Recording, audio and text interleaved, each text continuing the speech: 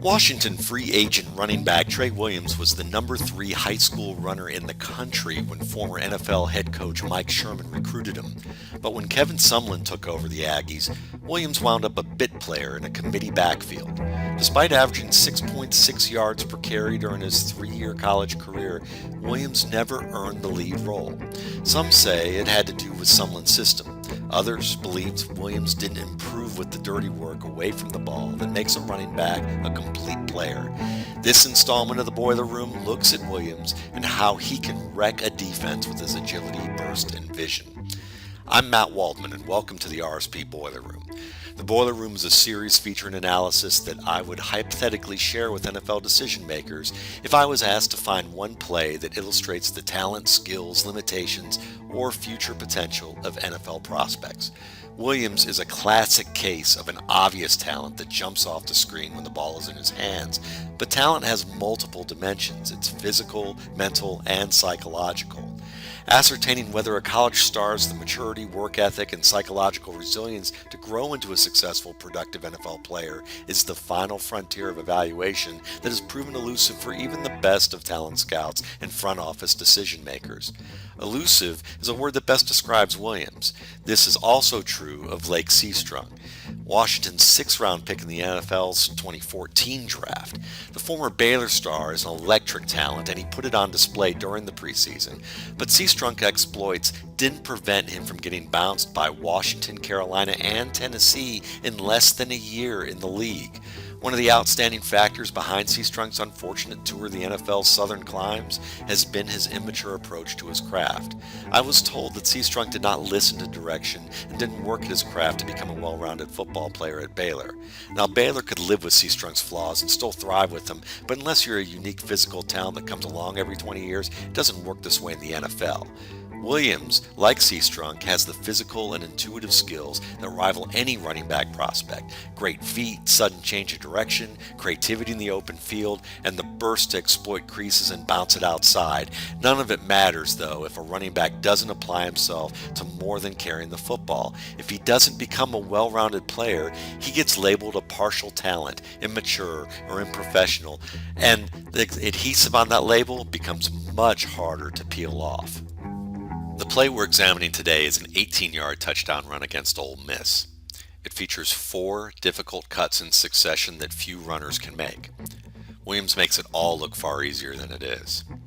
Now, I'm not comparing Williams' overall talent to LaShawn McCoy, but his footwork, flexibility, vision, and quickness is very McCoy-like. It's a play worth appreciating in greater depth because Williams' creativity shows how running backs' feel for the game can ruin a good play despite great play design by the opponent. Now, I highlighted in green boxes the 2 tight ends that make this pistol formation a 12 personnel set. It's a good run formation for the offense, but the threat of pass is still there and enough of a deterrent for the safeties to stay at reasonable depth in the red zone. The green box is the area of the line of scrimmage where the defense is in range to attack the play early. I like Ole Miss's scheme for this play because it's a 4-3 personnel set and the line is positioned to attack gaps on the play, and they execute the design well enough to help the interior linemen penetrate into the backfield. The way they do this is at first on the front side, the right of your screen, the right defensive end works across the face of the right tackle and forces the lineman and guard to double team him. This frees the defensive tackle at the right hash to attack the outside shoulder of the center. On paper, this is a win for any defensive tackle facing a center. To ensure that the double team remains in place, the cornerback on the right screams off the edge towards the tight end to provide run support and widen the tight end's position. It puts the tight end in a situation where if he hesitates to take on the linebacker, it gives the linebacker time to avoid a potential double team by the right tackle and tight end. If the tight end attacks the corner, the linebacker now is positioned to maintain his gap outside the right tackle in case the runner takes the play to the right edge. On the back side of the defensive front, the left side of your screen, Ole Miss uses similar teamwork to free its left defensive tackle. The end loops outside the tight end to create a one-on-one between whichever A&M lineman doesn't release to the middle linebacker. Now, the outside linebacker, whose shadow is the only thing you can see in this current frame, squeezes inside to account for any backside cuts or the possibility of quarterback Johnny Manziel keeping the ball and taking it around the end. What Ole Miss achieves is penetration early in the play with good run support at each edge. On paper, this is a winning design by the defense. Many running backs in this situation would have been tripped up behind the line of scrimmage when they tried to elude the penetration. Those that can make a successful cutback either bounce the play too far outside and get eaten by the end, or they get hit by the outside linebacker. If they have the agility and vision to elude penetration and cut downhill inside the tight end, they're going to be surrounded by the outside backer, the safety, and possibly the middle linebacker. This is the play execution that's the reason why Ole Miss has successfully forced Williams to cut back into a 3-on-2 disadvantage. A best possible outcome for most backs on this play would be a gain of 2 to 3 yards, but only if the back has good enough power and balance. Williams isn't a banger, but he has special balance, quickness, and footwork. Look at the foot, ankle, and hip flexion of his cut. I highlighted the bend of his body in yellow to show the dramatic angles Williams' body makes. Note how his feet are pointed in opposite directions and the deep bends of his knees and hips. Most backs slip when they're forced to cut at this hard of an angle. One of the reasons why this is so difficult is the bend, the deep bend, and the ability to stay on the balls of his feet at the same time as he's stopping his momentum. I circled the defenders' helmets and put boxes around their waists to show how a running back is taught to scan during the play. This is essentially what their vision is all about. Some backs look at helmets and where they're positioned against blockers. Others look at the hips. Both provide indication where to run. But as you can imagine, it's often blurs of colored body parts in conjunction with their understanding of the blocking scheme that runners use as guides to find open field. Williams is well aware as he makes his cut, as he's staring down the barrel of the defensive end shooting the gap off the edge, that he's going to get met in the backfield. This is where most backs are relying on power to push through the wrap and reach the line of scrimmage just to avoid a loss. Not Williams. This still photo reveals why Williams is capable of special moments as a runner. What he sees is the containment on his left squeezing to the inside, and he knows the straight shot is a guaranteed stop for the defense at the line of scrimmage and only for a minimal gain. On a play of this kind, where the containment does a good job and it's in the red zone, a minimal gain is actually a positive for the offense. As long as Williams beats this end in the backfield, which he already has, he's turned this potential loss into a stalemate, and that's a win to avoid a loss. It's what Williams feels on this play and his skill to act on it that separates him from most runners and gives him a little extra. Actually, a whole lot extra, and it's something that even a lot of professionals cannot do. Williams can't see the linebacker from the right buzzing into the middle, but he can read the jerseys on the right side, and he knows that his teammates have leverage on those defenders.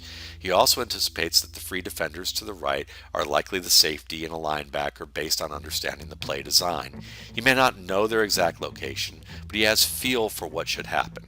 This might be more intuitive at the high school and college level, but it requires more study and practice to develop the same type of feel that they had at that level in the NFL. Most quality running backs feel this pursuit like Williams, but few possess the agility to reach this point after 2 hard cuts and do something about it. Even fewer work hard enough to read it, anticipate it, and feel it. That's where Williams is going to have to prove he can. As we can see, the potential is there for Williams because this play is generally a dead-to-rights win for the defense. Once again, Williams' ability to bend this deep and explode with balance is the reason he eludes 3 defenders within a 2-yard radius and also a 4th opponent 3 yards away. Williams finishes the play with a hesitation and dip outside the safety, who's working inside from the right flat. This cements the block by the right tackle and gives Williams an alley to trot into the red zone. Williams is already earning attention from the Washington media for his footwork and agility in OTAs. Expect Williams to generate even more excitement during the preseason with similar feats when he gets the ball. Washington likes what they see from Williams, but don't think that these types of plays are lost on them. They are impressive feats, but they are no different than watching a mobile quarterback with a great arm who can make a defense look foolish with his athleticism and feel for the cutback as a ball carrier. It's backyard football at its finest, and that's no insult. Many of the greatest players in the game still have this asset in their arsenals. But the backyard game can't be the primary asset of a successful player. He must have more than physical talent or one-dimensional skills. The mobile quarterback just can't wing it and fling it, or his effectiveness dies a quick death.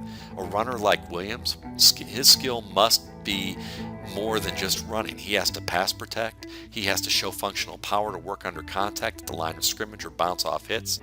If Williams can do enough to prove he's more than a return specialist or a ball carrier best used in space, he could beat Chris Thompson for a roster spot.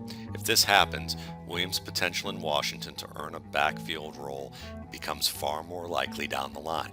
But first, he better listen to friends and former teammates like Ben Molina, who've told him that while the NFL isn't filled with talents quite like him, he is just one of many who are very talented entering the league, and if he doesn't work to make his game well-rounded, he will be left behind. Thanks for watching. For even more football analysis and prospect evaluation, subscribe to the RSP Film Room on YouTube and check out my blog at mattwaldmanrsp.com. Thanks a lot.